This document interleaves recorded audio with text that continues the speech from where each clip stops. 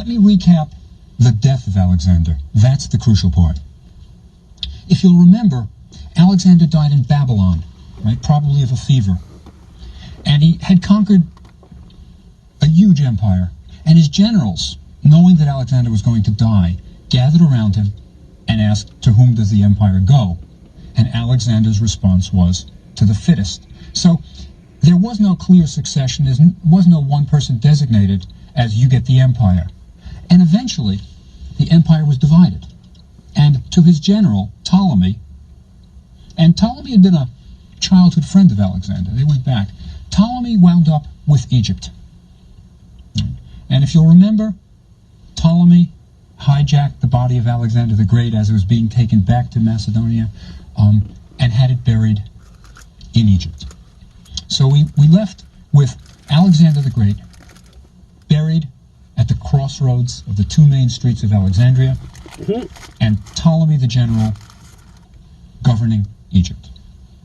Now, something about Ptolemaic politics. Now, these 300 years of Greek rule are going to be under kings all with the same name.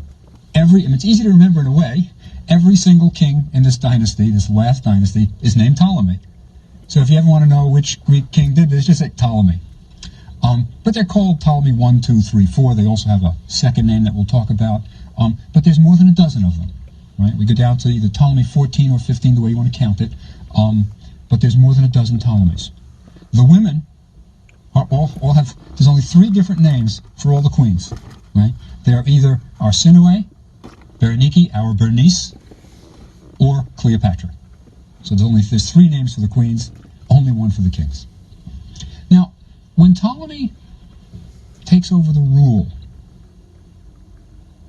there are successors to Alexander in a sense.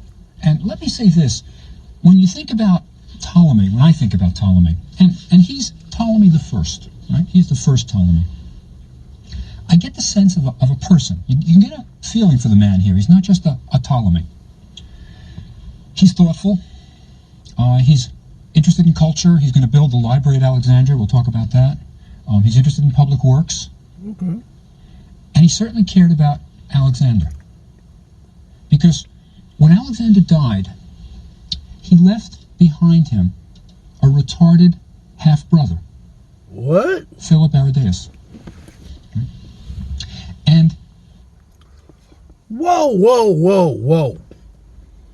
I don't remember this. I don't remember this. I don't remember reading about no brother. I don't remember seeing about no brother in the movie. What the fuck? They barely covered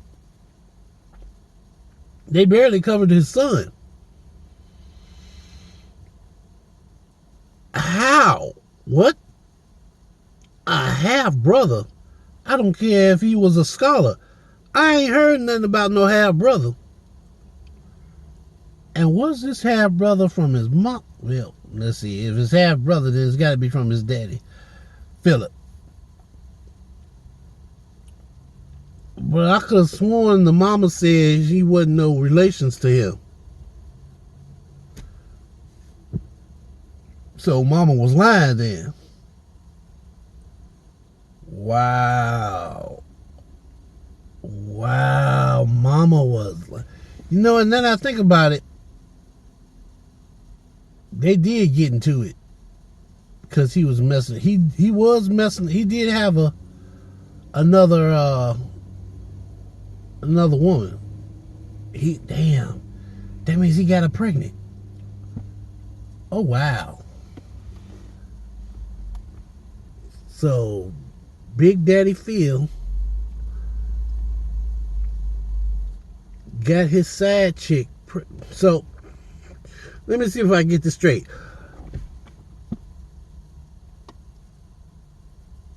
King Philip, father of Alexander, got his side chick pregnant. But they don't really talk about him. That's probably why I don't remember. Does anybody remember any conversation, any medium book, movie, anything addressing Alexander's half brother? Leave it in the comments. When Ptolemy took over the rule of Egypt, Ptolemy considered Philip as the pharaoh. Ptolemy does not immediately become pharaoh, king of Egypt. No. Now remember, this is a boy who is retarded, so he's not making any decisions for himself. But under the governorship, say, of Ptolemy I, there are monuments that are constructed with Philip Aridaeus' name on it. So, in deference to his commander, Alexander the Great, the half-brother is the king of Egypt, so to speak. So there's a sense of concern about Alexander, I think. There's a real reverence there. Now, there was also another possible successor to Alexander. Remember I mentioned last time that Alexander encouraged his men to marry foreign women? It was a sense, Alexander knew that you didn't just come, conquer, leave. He wanted people to have ties with the country. And that's the way you ingratiate yourself with the people and really become a good ruler. Alexander himself married a Bactrian, right? Married a Bactrian woman, Roxanne. And when Alexander died, Roxanne was pregnant. What? And Alexander had a posthumous son, Alexander IV. So we really have, in a sense, two possible successors. There's the half-brother, who's retarded, and Alexander IV. Now, Ptolemy will not crown himself king while these people are alive, while the half-brother or the infant and growing up son of Alexander. There is really, I think, a reverence for Alexander, and he was viewed as a god, undefeated.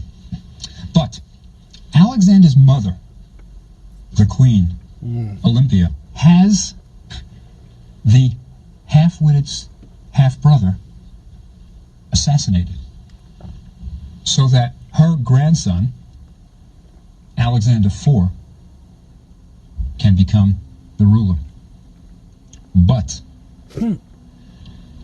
he too is eventually assassinated, along with his mother, Roxanne. Damn. So we have 3 assassinations, which eliminates the line of Alexander the Great. And it's then, and only then, that Ptolemy is crowned king of Egypt. So I think Ptolemy was a feeling sensitive person. This isn't just politics. You know, this retarded half-brother of Alexander isn't going to rise up. Nobody's going to bring this infant to Alexandria and say, boom, he's it. Cares about Alexander. I think there's very little doubt about that. You can't, you care about Alexander, so you make his half-wit brother the king of Egypt. Knowing that as long as his mama is alive, as long as Alexander's mama is alive, she ain't gonna sit down for that. No. Betrayal is in her blood. So she has the stepbrother, the half-brother rather. She has the half-brother killed.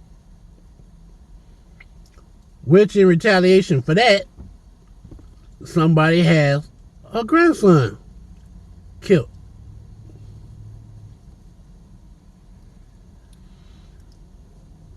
But dang, you gonna kill the mama too? I mean, she only had the one son. So after that, she ain't got no claim to the throne. Unless she married one of the Ptolemies. Wow. That sounds like politics to me. Straight up politics. So they don't go off and kill you like they used to kill you. They would want to try to discredit you in public so the people lose faith in you. they don't want to make you a martyr, because then more people will follow you. More people will ask questions. So,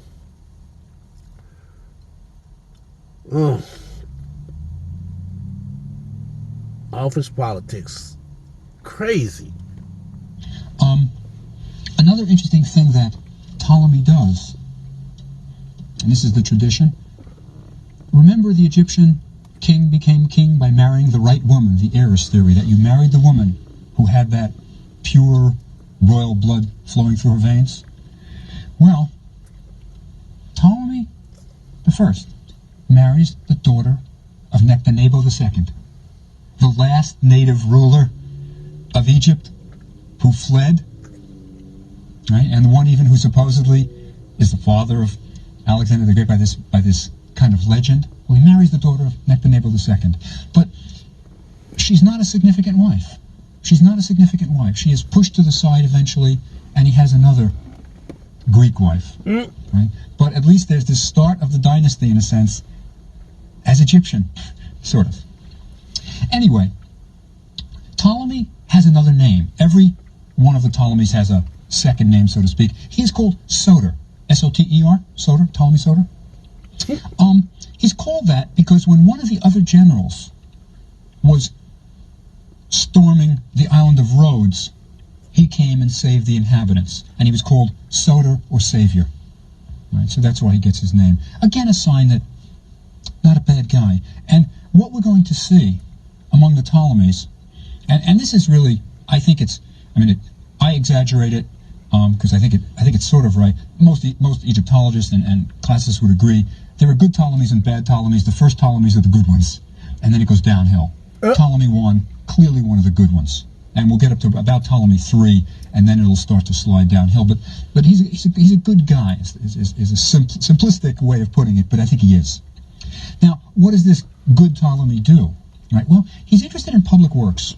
There's no question about that, and culture. And it's important to realize that this guy who maybe grew up with Alexander, Macedonian. The Macedonians were not considered the most cultured. They were a little bit rural. Athens was where it was happening. Remember, this is an era of the blossoming of Greek philosophy. You have Alexander supposedly educated by Aristotle, right? And remember, Socrates, Athenian. Plato had his academy in Athens, right? So you've got this sense that Athens is where it's all happening, and the Macedonians are a little bit rural, a little bit kind of, boorish perhaps, but not our man here. This man is cultured. And he founds the library at Alexandria, right? The famous library at Alexandria. And this is a wonderful mystery, the library. The big mystery is, where is it? Or even better, where was it? There are absolutely no traces of the library of Alexandria. It is gone. Ancient historians who visited Alexandria saw it, described it, right? We think it had 2 stories. Right? And it was a library containing books, in quotes, right? Books. As you know, books were not invented yet. They're papyrus scrolls, right? Egyptian invention, but the Greeks really used it. And according to the legend, and we don't know how many books are in the library, let me say that, we don't. The largest number that one hears is 700,000. That's an incredible number, 700,000. Especially if you think of the percentage of people who are literate. It would have been more than all the books written before the movable type in Europe, right? Before the Gutenberg Bible, say, it would have been far more than all the books ever written before. One wonders what they were counting as works, if indeed this was the right number. Perhaps it's just like little fragments. Maybe it's rolls, separate papyrus rolls, and you have many copies of the same thing. Perhaps. But 700,000 is a very, very large number for this time. Very large. Callimachus was one of the librarians. We even know some of the librarians there, right? And supposedly his catalog of the library was 120 volumes. It was big. There's no doubt about it. And it's Ptolemy Soter's baby. It's his conception. Now, let me emphasize that this is a Greek idea. See, it would be nice to say we're going to get a tradition that's continued. When the Greeks come in, they keep Egypt up. It's different. Not that it's worse, not that it's better. but it's different. The Egyptians never would have had a huge open library for scholars. No, things were secret in Egypt. You had the priests. There was even, in Egyptian temples, there was a title of a priest, right? The overkeeper of the secrets. He was the librarian. The overkeeper of the secrets. There were secret papyri. There were papyri that not everybody was supposed to see and know. It was. One of the things about religion is you want mystery there. You don't want everybody knowing it. It's partly in a sense. You remember when the church took the mass out of Latin, went into English. When the mass became, they lost something. There was the mystery that was gone. People said, "Is that what it's saying?" It wasn't as powerful anymore. Mystery is important, but the Greeks are opening it up.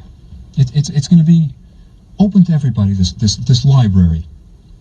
Now, the library wasn't the only building in this complex that we call the library. There was also the museum. Now, our word, museum, comes from this structure. It was the places of the muses, a museum. That's where we get our word museum from. It was the place of the 9 muses.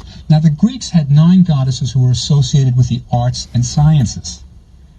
And the place of these goddesses was the museum. Now, the museum is, in a sense, an intellectual high point for the world at this time.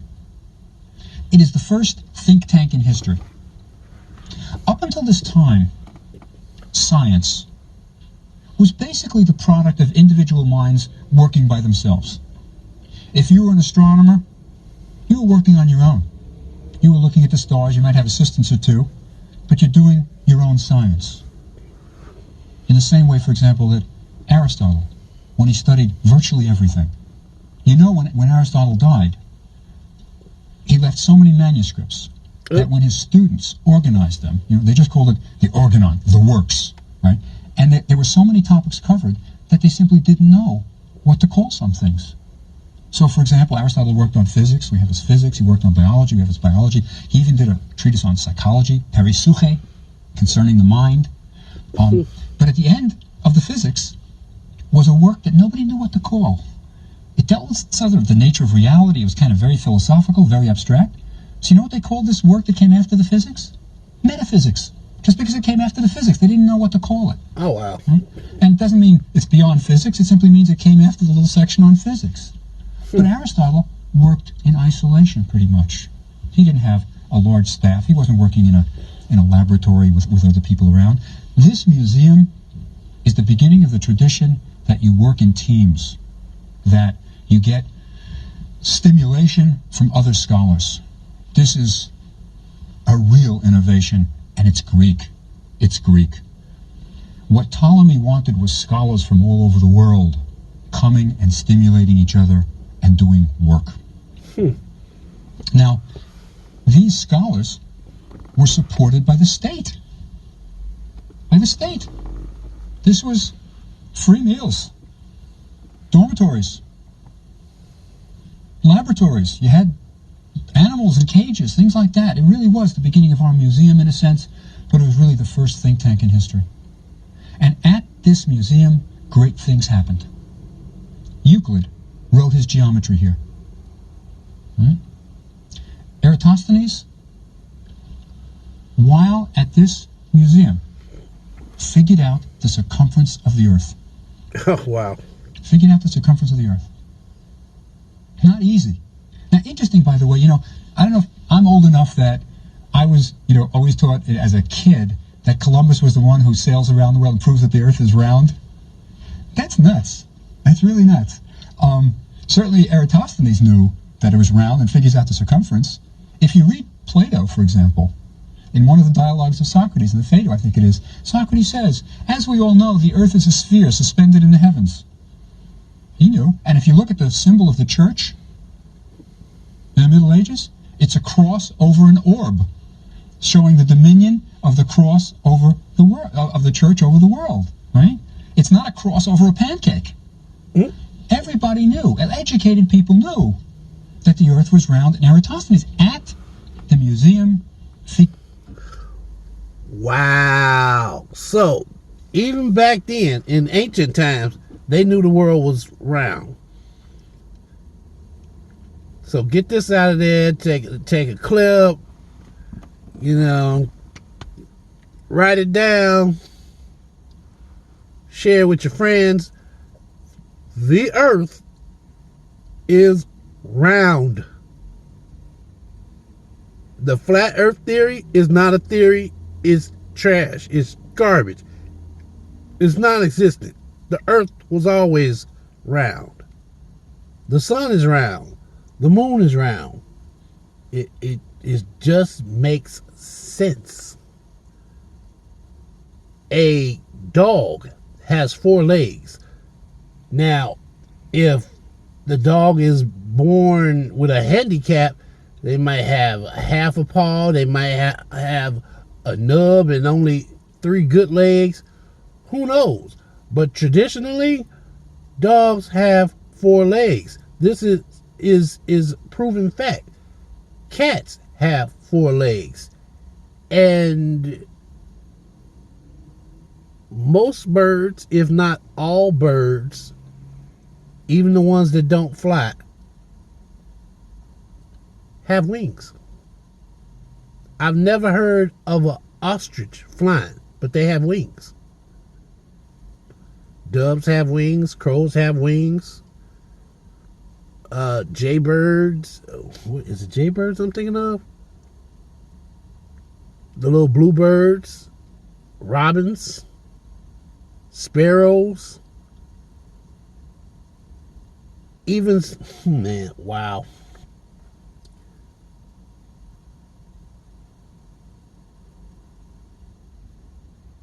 I mean, it's just a fact of nature.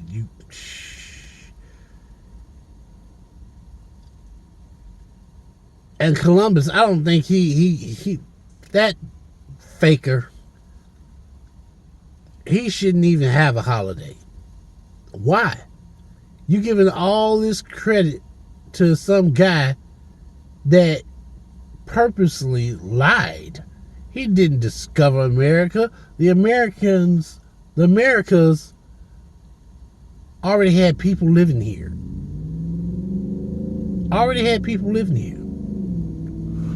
So,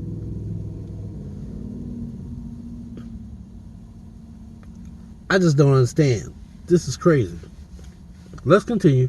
The circumference. Great things happened here. Herophilus, while at this museum, figures out that the brain, not the heart, is the seat of intelligence. Now remember, our Egyptians thought that you thought with your heart, because your heart beats quickly when you get excited, not your brain. Well, that changes here in Greece. Here in Alexandria, which is really a Greek city, so to speak, on Egyptian soil. That changes. Hero of Alexandria, an engineer, develops steam engines, right? He uses the power of steam, boiling water, generating steam, to make machines move. And these were considered really fantastic things. It's like the ultimate toy. And sometimes even at temples, you would have things where if you made an offering, a god would move, sort of, you wondered how, but it was hero of Alexandria's steam engines, propelling it all. This must have been a great place. I mean, imagine what it was like. So the library contains virtually all the knowledge in the world. It had the plays of Aeschylus, it has the works of Aristotle, it has all of it. All of it. But we don't know where it was or where it went. There are traditions that it burned down, that this happened, that happened, but the truth is we don't know the real details. It just disappeared. My feeling is that sure, fire may have damaged it, but I think it kind of just slides into history, goes into disrepair, isn't kept up, and it just kind of disappears. Though certainly it has some hard knocks along the way. But this was Ptolemy the First's baby, a great invention. But Ptolemy the First doesn't stop there. He builds the famous lighthouse, right? Sometimes called the Lighthouse of Alexandria, sometimes called the Pharos Lighthouse. We'll talk about why it's Pharos, P-H-A-R-O-S, right? Not P-H-A-R-A-O-H apostrophe S, but It may really mean that. We'll talk about that. The lighthouse now, as you know, is one of the 7 wonders of the ancient world. It is the only wonder of the ancient world, only one of the 7 wonders that was built for a secular purpose. All the others had religious purposes. The lighthouse, we know where it was. It was on Pharos Island. Now, Pharos Island is off the shore of Alexandria, kind of parallel to the port. And one ancient tradition is that it's called Pharos Island, in a sense, as Pharaoh's Island. I don't know if that's true, but that's one tradition. And the lighthouse was built on that island, so it's called the Pharos Lighthouse sometimes. We know exactly where it was. There are even some medieval drawings of it, give us an idea of what it looked like. And it had 3 tiers. The bottom tier was a square base, big square base. Then you have a structure coming up. Then the second tier is octagonal, which is why some people call it the octagonal lighthouse. It's octagonal. And on top is a circular base with the third. So in a sense, it's one of the early skyscrapers in the history of the world. Right? Its height was estimated to be 423 feet. An interesting height, by the way, because it's almost about the same size as the Great Pyramid. Oh, wow. The other of the 7 wonders of the world that's in Egypt. Right? There are 2 of the 7 wonders of the ancient world in Egypt. So it's about the same height. You know, the Great Pyramid at its best, when it had the tip on it, was 480 feet. So it's an impressive structure. I mean, really. Amazing. Now, it was, as I say, a secular building. It was intended for secular purpose. It was supposed to guide ships into the port, so they wouldn't, 30 miles out it could be seen. Now, this also shows how important the port was to Ptolemy. And remember, Alexander chooses Alexandria as the site of the city because it's going to have a port. It's on the Mediterranean. It's well suited for trades. So, let's break this down real quick. The Greeks learned from Egypt. Egyptian culture was more conservative. Okay, how do we put this in modern terms? Egypt was conservative. They found a good thing, they left it alone. We're not going to be doing all this switching up and trying to progress forward. We just leave it alone. It works. If it works, leave it alone. If it ain't broke, don't fix it. Okay. But Alexander had the vision